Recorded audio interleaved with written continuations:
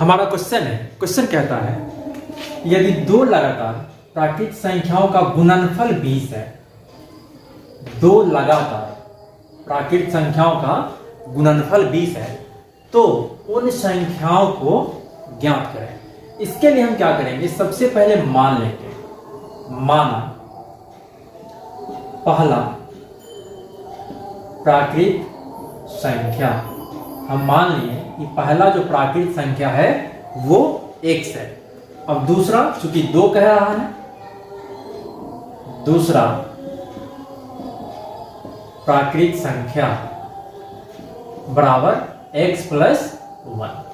2 लगातार कह रहा है, अर्थात x plus 1, x plus 2, x plus इस प्रकार। तो यहाँ 2 ही कहा है, इसीलिए हम पहला x लिए और दूसरा x प्लस 1 लिए हैं।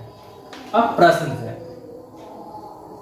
से कहता है दो लगातार प्राकृतिक संख्याओं का गुणनफल अर्थात x into x plus 1 equal to 20। गुणनफल कहा, इसीलिए हम क्या किए, गुना में लिख दिए x इंटू एक्स प्लस 1।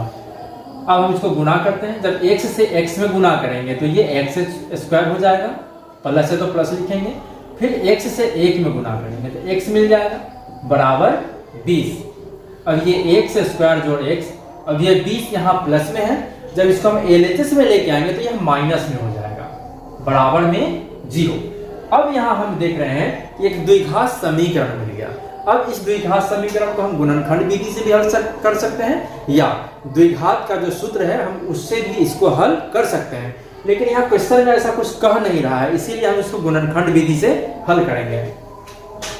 तो गुणनखंड विधि से हल करने के लिए यहाँ x स्क्वायर का जो गुणांक है वो 1 है, इस 1 से हम इस 20 में गुना करेंगे। जब 1 से हम 20 में गुना करते हैं, 1 से 20 में गुना करते हैं तो हमें 20 मिलेगा, और इस 20 का जब हम गुणनखंड करेंगे तो 4 पंचे 20, 4 पंचे 20 मिल गया। और ये 4 और 5 से हमें 1 लाना है, तो हम 5 से 4 घटा लेंगे तो हमें 1 मिल जाएगा। इसी का हम प्रयोग करेंगे यहाँ, ये x स्क्वायर प्लस, यहाँ 5 प्लस में तो 5x लिखेंगे, और ये माइनस में 4 तो माइनस में 4x माइनस 20 बराबर हो गया 0। अब हम क्या करेंगे, यहाँ कॉमन करते हैं, इन दोनों पदों को एक साथ लिखेंगे, इन दोनों पदों को हम एक साथ लिखेंगे।